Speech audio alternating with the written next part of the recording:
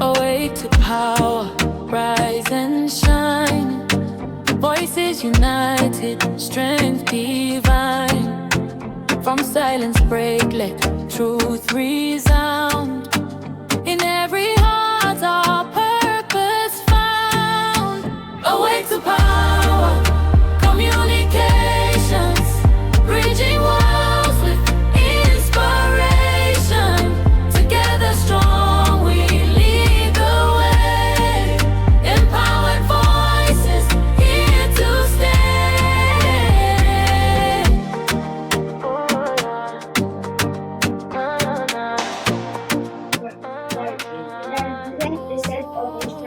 All right, a flow chart is a diagram that represents a set of what? Instructions. And yesterday we said before we get our hands dirty, that is before we begin to program, we should understand what instructions are. We should understand how to set instructions and make decisions, right? And we also talked about the different shapes within a flow chart, different shapes within a flow chart, and what each of these shapes represents, right, within that flow chart. So now, the first thing we'll do, we say print small if number. If number, right? That means we have to create a variable. We'll create a variable called number. What is a variable?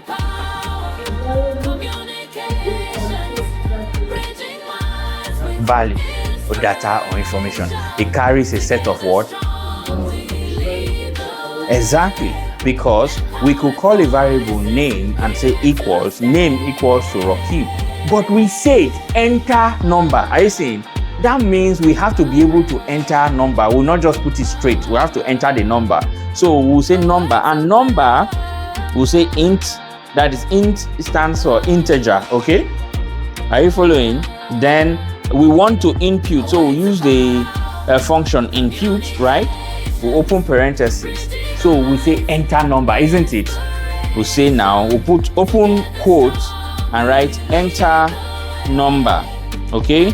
Let us put this and put space, close the quotes, okay? Close the quotes, then give space, double, since we said number, right? This number is a variable, right? So all of these things we have written is so that this number will carry a value of any number we give it, right? The number will carry a value of any number we give it. So, but instead of us to just write straight number equals to 10, we want to make sure that it will allow us to enter any number so that we can test it and get the answer small or big, right? Are we following? And that is why, first of all, we have to tell Python that the number we want to put is a whole number. The number I want to put is what? A whole number. That is what int means. That is integer. Integer are what? Whole numbers. Floats are what? Decimals. Floats are what? Decimals. So we'll say we want what? Integer. We want to enter what? An integer. And we told Python that, wait, this integer we want to be able to impute it, right? We want to be able to impute it. And what we did now, we had to put a label, okay? To put a label, enter number, right? And say, okay, let us put 11. What will come out? Big, right? Because big is what? 11 is greater than 10. Okay? Are you saying that?